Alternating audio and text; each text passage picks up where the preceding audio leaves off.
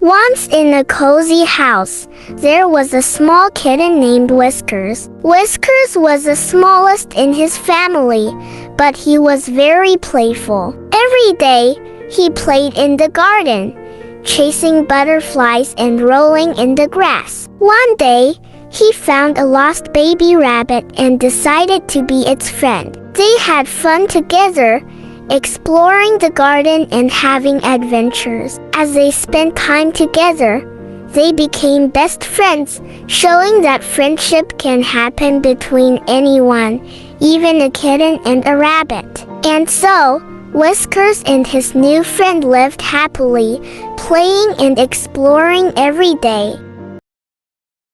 Subscribe the channel, like this video and press bell icon for more.